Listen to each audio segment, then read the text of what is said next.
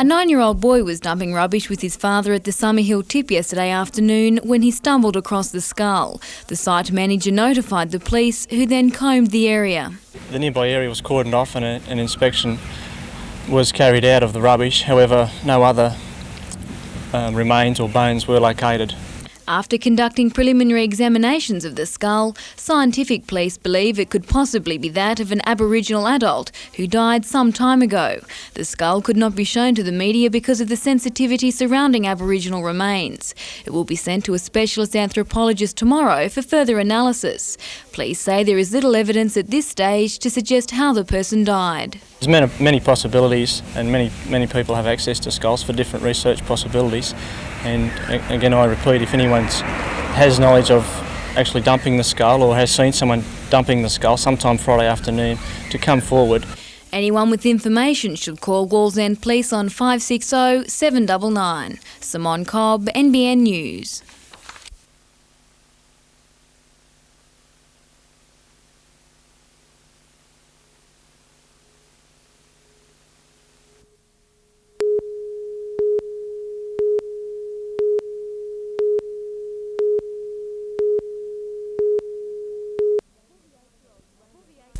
"48-year-old Raymond Piper of Mardi on the Central Coast died doing what he loved. He was an avid cyclist, a former Australian champion. In March last year, his bike was hit by a car and he was thrown onto the F3 freeway south of Morisset. His bike was dragged 40 metres under the car. Margaret College has pleaded not guilty to dangerous driving causing death. The Crown claims she failed to stop driving before the accident, although the sun was in her eyes and she was suffering sciatic pain in her leg. Mrs. College told Newcastle District Court how she'd been rubbing her leg to ease the pain just before the crash. However, she says she had both hands on the steering wheel at the time of the impact. She says the crash happened quickly. "I just remember seeing him a few seconds before and then boom, he was there." She said, "I honestly can't say he did it or I did it. I really can't say." The trial before a jury continues tomorrow. Jodie McKay, NBN News.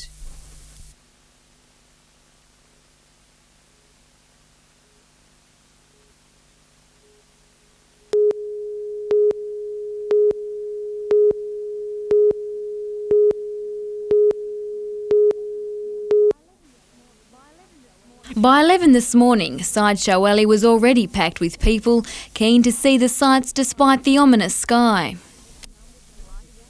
Delighted with the numbers and lack of rain so far, organisers believe the new 3-day format is proving to be a great success.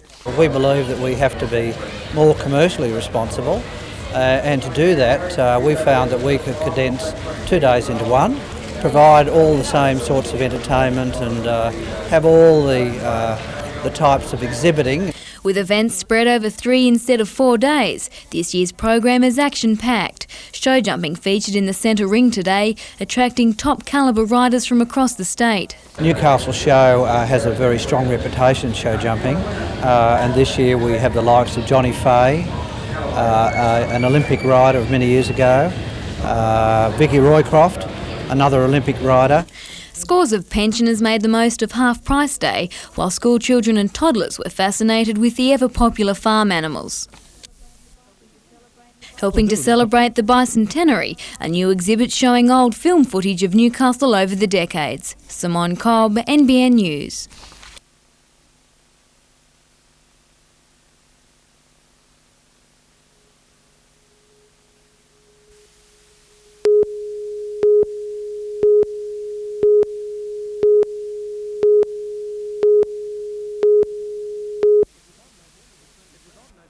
It was on November the 23rd last that the sky opened up over Coffs Harbour, dumping 170 millimetres of rain in just 4 hours. Damage was widespread to farms, roads and houses, and a 53-year-old woman lost her life when swept from her caravan. Many insurance claims were paid out, but 137 remain outstanding, and those people affected let their anger flow in Clarence Street in Sydney today. We're here to show them what we think of their decisions. The decisions that have affected elderly people, disabled people, unable to go out and earn money again to repair their homes.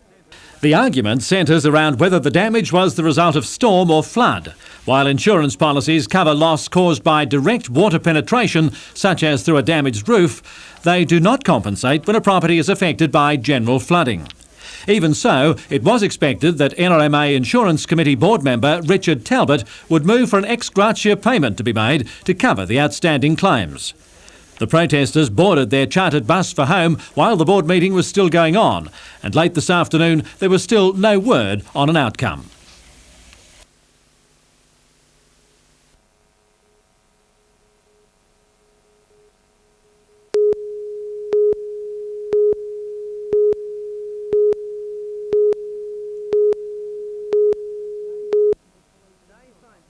Today, scientific police were still going over the scene looking for any clues to the identity of Carl Gruber's attacker. The ferocity of the attack has left the close-knit community deeply affected. And I was here around about 3 o'clock, and I was talking to Carl about the robberies and that have been going on in the area and that, and Carl said, touch wood, nothing will happen to me. At about 4 o'clock yesterday afternoon, a man in his 20s entered the corner store armed with a knife and demanding money. When Carl Gruber tried to repel the robber, he was stabbed repeatedly about the head and chest. The 65-year-old was rushed by the Westpac rescue helicopter to the John Hunter Hospital fighting for his life. The attack has shattered the town's sense of security. You can't trust anyone today though. Out here you wouldn't expect it, but it's one of those things, I suppose. Where there's money, these blighters will get. Locals want those responsible caught and severely punished. Same as a cancer, and if you've got a cancer, you cut it out and throw it away. Oh yeah, they should hang them sort of fellas. The knife used in the attack was found in a nearby street. However, police are still searching for the car Carl Gruber's attacker escaped in. Phil Hind, NBN News.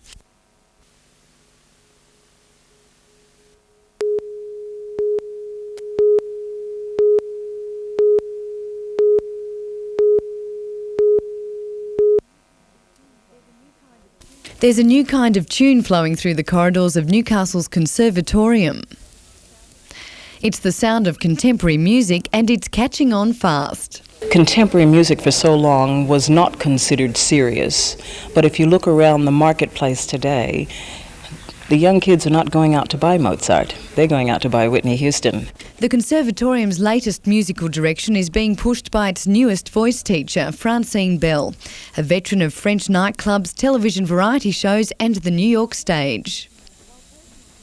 While personal tuition will be her main gig, this jazz queen plans to channel her energy into performance workshops with a difference. They will incorporate microphone technique, grooming, body language, really getting in contact with the emotion of the song.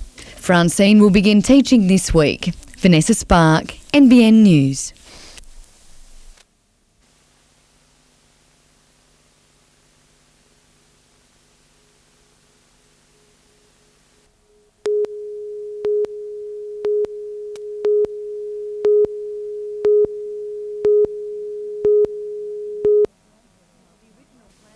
The original plan for a Charlestown bypass was tabled in 1954. More than 40 years on and there's not a trace of bitumen in sight. But the promises continue to flow. The 40-odd year more reality of the Charlestown bypass coming into being is finally coming to pass. The state government plans to divert traffic from the Pacific Highway at the Windale turnoff at Gateshead, running west of Charlestown, crossing Warners Bay, Hillsborough and Mile roads. It will rejoin the highway at the Tickhole Tunnel at Katara Heights. The latest plan went on show today, incorporating environmental concerns raised during the last 12 months. There have been some moving of roads to accommodate other stakeholders, and there have been a lot of problems addressed with water by the way of detention basins. The plan also includes a bitumen cycleway running parallel to the highway between Mount Hutton and Windale. The 4-lane freeway will be a welcome relief for motorists, freeing up one of the city's worst bottlenecks here on the Pacific Highway at Charlestown. Providing this latest proposal gets the thumbs up from community groups and environmental experts, work is expected to begin by the middle of the year, opening to traffic in 1999. Vanessa Spark, NBN News.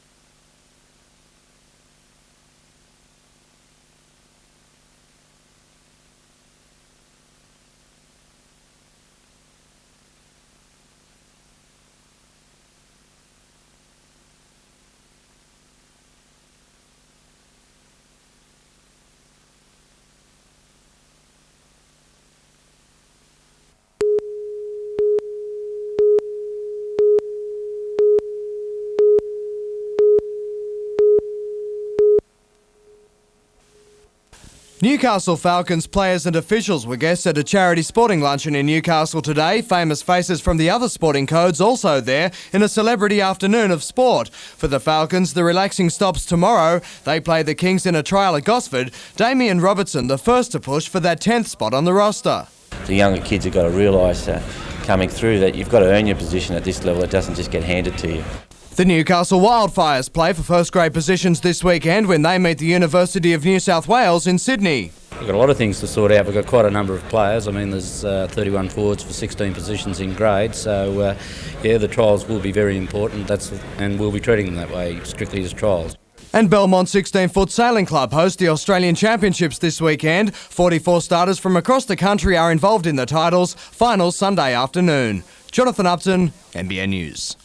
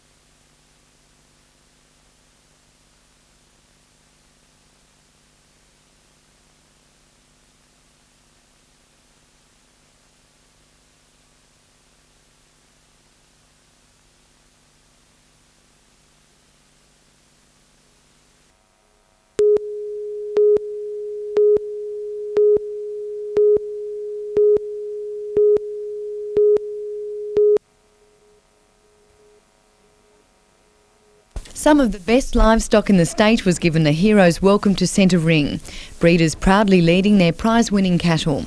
The judging process has taken the better half of 2 days, officials scrutinising each animal, looking at their structure, breeding and character. I've spoken to a cattle judge who is very bullish, if I can use that word, about the extent and quality of the cattle, and he assures us that it's great quality. The show jumping champions were also on display, accompanied by the city's colourful marching koalas. In recognition of the wine industry's importance to the region, prominent vigneron Brian McGuigan officially opened the event. Meanwhile, others preferred to catch the moment indoors, taking advantage of this state-of-the-art photography.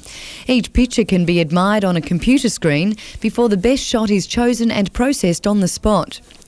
Last night's concert was a big hit, hundreds cheering on popular singer Christine Arnoux.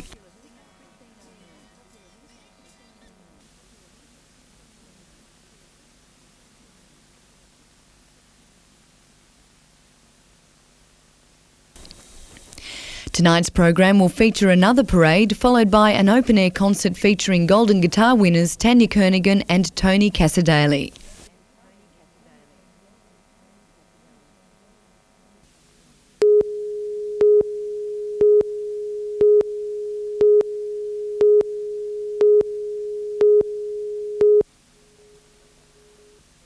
A touching moment in a tough sport last night as the Knights walked onto the paddock with a special team of reserves. The young cancer patients were given the honour as part of the charity night that raised more than $20,000 for NBN's telethon for cancer research. But the sentiment stopped at kick-off as rugby league veteran Dale Shearer put Ivan Cleary in a gap and over the line. A 10,000-strong crowd rallied behind the locals, Matthew Johns offloading to Lee Jackson, who put Knights' original Tony Butterfield over for the equaliser. Owen Craigie showed his come of age, a kick and chase and a Cleary fumble, giving the Knights their second. Minutes later, and Brett Grogan tiptoed through 4 defenders to give Newcastle a 16-4 lead at the break. Paul Harrigan came out fighting after an illegal tackle, but it was a kick and chase by Leo Deneva that had City down for the count, the ball passing through 3 sets of hands before Troy Fletcher helped himself to a 4-pointer. The boot on the ball proved to be a winning formula for the Knights, Newcastle kicking away to a winning break. The comeback came too late for the visitors, a try just before full-time closing the gap a little, but even that didn't last, Deneva filling the boots of Andrew Johns with ease to give the Knights a 32-8 win. and a retirement after the game, with the club's football jumpers to be replaced by a new design in the season opener against St George next week. Richard O'Leary, NBN News.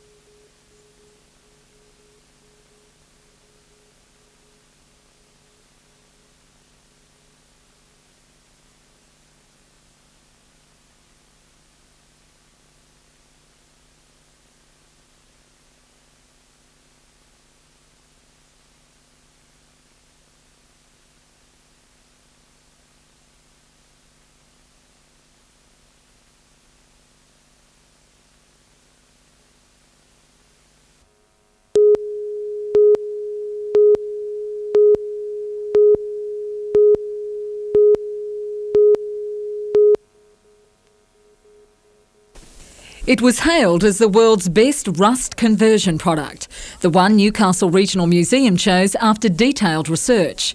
More than 4 years ago, the substance was applied to the old 1928 Burwood mine headframe. But a few months and more than $40,000 later, the rust returned. The paint system, the chemical process that should have occurred to lock it up didn't happen, and that was the problem. The system failed and left us essentially unprotected. Today, workmen were back on site. Once again, the 40-tonne, 15-metre historic structure will be sandblasted piece by piece and repainted, but this time using a tried and true technique. And there's no avoiding the word mistake, and of course it's a matter of great regret that we have to do it again. All I can say is that this time there are no groovy paint finishes. This is old-fashioned zinc and 2-pack epoxies, and it will work. Meanwhile, the world of nature is revealed in the museum's latest exhibition, BHP Wild Science. Children can discover why sleeping birds don't fall off their perches and learn about knees, elbows and backbones from the bionic beast. The exhibition opens tomorrow.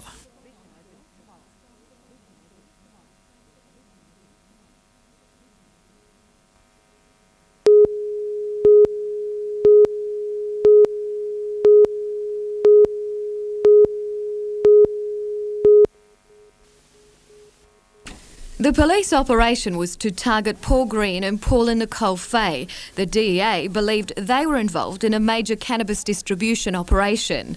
The Fays have been under surveillance for around 2 months, and police say they'd twice sold cannabis to an undercover officer from their house in Hubbard Street, Islington. Paul Green, however, the DEA's main target, had never been sighted. The day of the shooting, the undercover agent was to buy 5 pounds of cannabis from Paul Fay, worth around $17,500. It was to be a buy-bust situation. Once he sighted the cannabis, he'd signal to surrounding police who'd make an arrest. However, when they entered the house, they say they were confronted by Paul Green, armed with a shotgun. Detective Senior Constables Darren Bennett and Graham Hepworth were the first to see Paul Green. Bennett fired his revolver first, followed by Hepworth, between them discharging 11 shots. Paul Green was hit by 4, killed by a bullet to the heart. He wasn't expected to be in the house that day. He'd not been sighted by the undercover agent and hadn't been picked up by a listening device. Detective Sergeant Merv Hunter, who headed the inquiry into the shooting, told Coroner Derek Hand Bennett would have been faced with only 2 options, to shoot or be shot.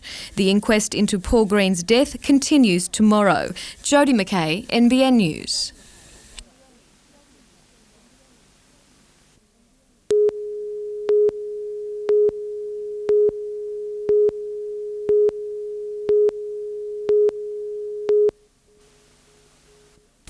Three and a half months ago, Gretley Colliery at Wallsend became the site of one of Australia's worst mine disasters.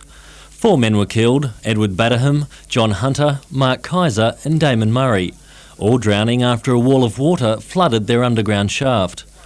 Today, friends and family of the victims arrived at the inquiry in Newcastle to find out why their loved ones died and who was responsible. But as soon as the inquiry was underway, it had to be adjourned, so seats could be found for relatives of the victims in the packed courtroom. Some family members are visibly upset by the delay, but proceedings resumed within 10 minutes. Council assisting David Kirby QC says the fatal flaw was the belief an old Waterfield mine shaft was 100 metres away from where the men were drilling. In reality, they were drilling directly into the wall of the shaft. When it collapsed, the men were washed away by water and gas. It's believed the owner of the mine, Oakbridge, was using faulty maps, supplied by either a former user of the mine, BHP, or the Department of Mineral Resources. The mine and mine manager could still be liable for the deaths, as they have a statutory obligation to get the right information. The company was also accused of an absence of attention to detail in the maps it submitted to the Department of Mineral Resources in 1994. Mr Kirby said that Oakbridge also failed to undertake any form of risk assessment before mining the seam. The inquiry will continue in Newcastle for the next fortnight before being shifted to Sydney. Richard O'Leary, NBN News.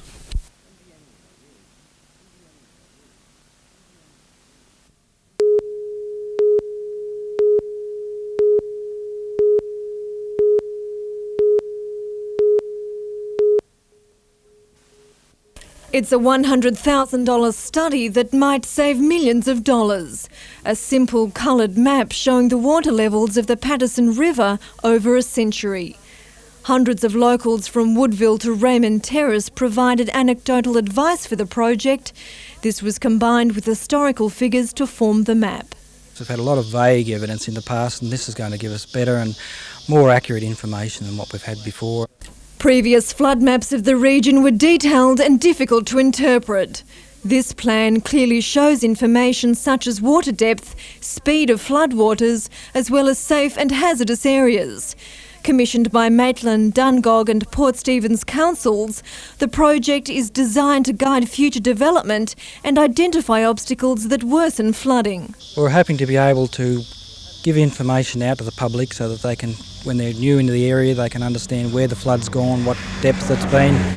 For Cliff Hicks, who's lived at Woodville for nearly 80 years, the plan has a more important role: to remind people that floods do return and to be prepared.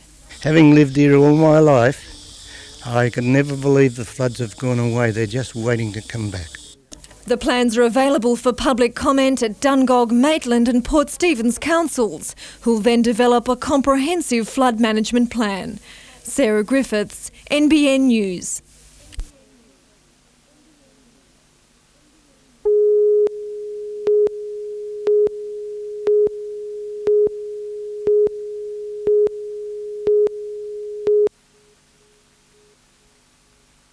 Rundles has been in receivership since last November. The embattled clothing manufacturer can retire the receivers if it can cover its debts to the Westpac Bank. However, the company's owners are still short of the money needed. In an unusual move, they've appealed to workers to contribute up to $400 each to make up the difference. Well, it is in one sense, but it's a pretty logical one in another sense, that people might be prepared to support where their job is. Peter Rundle isn't saying exactly how much the company needs, but if every worker in the factory were to contribute the $400, it would raise roughly $100,000. The money will be held in a solicitor's trust account. It's planned that eventually each contributor would be issued shares in the company. Down on the shop floor, the appeal has received a mixed reaction. I think it's a good idea. Will you be making a contribution? Yeah, if I can, I will. Well, I think he's got to hide asking them, actually. No, I can't afford to. One woman, though, summed up the thoughts of most employees. If I knew it would save my job, you know, he could guarantee that it'd save my job, I probably would. None of the employees said they felt pressure to offer the company money. Peter Rundle says if he can make Friday's bank deadline, it will offer the company a second chance. It's important to receive retire so that we are able to refinance our business and restructure and continue on. Like never before, the future of Rundle's is now firmly in the hands of its workers. Phil Hind, NBN News.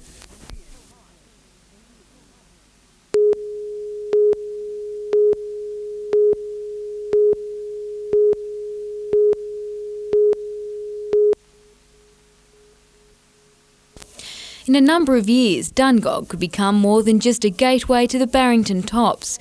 Keen to make the town an extension of the native bushland, residents are about to embark on a major tree planting project, one of only 2 areas in the state to receive funding from Environment Australia. Organisers believe the program will do more than simply green the area. One of the biggest spin-offs of Corridors of Green in the area will be public awareness and getting community and landholders involved and helping them to look at the problems they have on their own properties and farms. $31,800 has been granted to a consortium of 4 landcare groups, Dungog Council and Adult Education, because of its community approach and well-chosen sites. 6,000 trees and shrubs will be planted on both Crown and private land at 2 of the town's entrances. The corridors will allow wildlife to move from bushland to waterways while helping to curb erosion and acid sulphate runoff. We've got some significant areas where the sites were well planned. We've also got a lot of problems in the area which are crucial to our water quality. Simone Cobb, NBN News.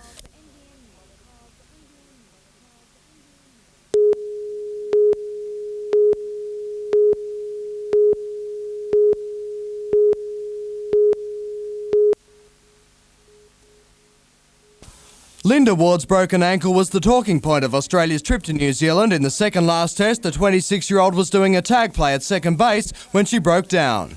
The base runner actually slid into my ankle and I fell one way and my ankle wouldn't move, so I guess I snapped the bone there.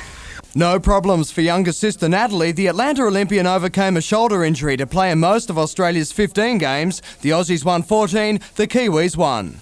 Well, it's always good to get back in international tournaments, so yeah, it was good. Linda is likely to miss softball's Four Nations tournament in April, but plans to be back in action for overseas tours of the Netherlands and Canada. Natalie hopes to keep her position. Everything we're doing at the moment is based on preparing ourselves for the World Series in Japan. That's in 1998. Jonathan Upton, NBN News.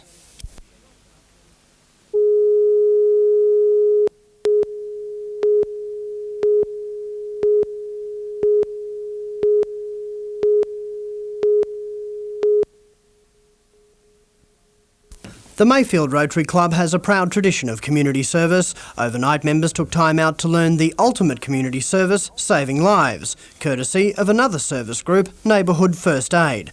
The first lesson, though, was that a call to the ambulance is a vital link in the chain of survival.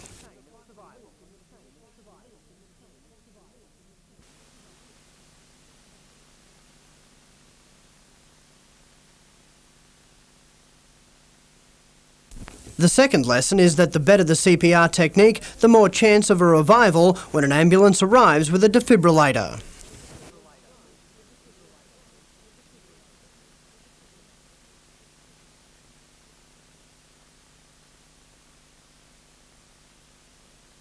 Most of those who took the course are business people well versed in the legal pitfalls of making mistakes. For those concerned about the possible ramifications of an unsuccessful resuscitation, there was reassurance.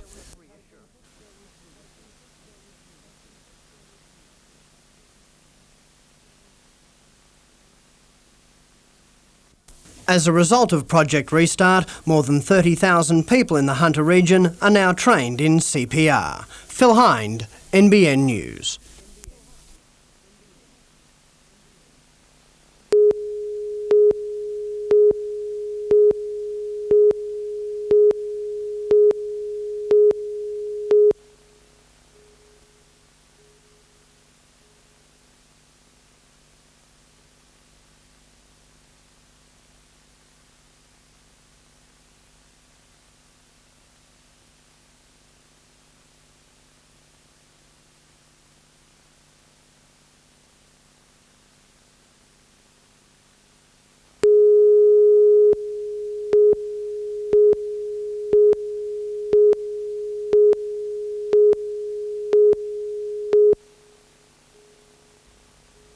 A wet, misty day at Pacolban in the Hunter Valley Vineyard saw a parade of sleek little sports cars hot off the ship from Great Britain.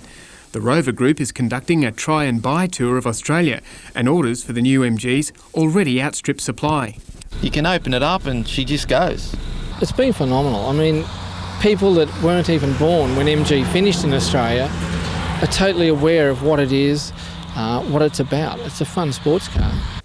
It's been 25 years since a new model was introduced to Australia, yet the car still enjoys an enormous following. Well, the new version does exactly what the old version did. It's cheap, fun motoring. It's definitely a joy to drive, and it's accessible to almost everybody.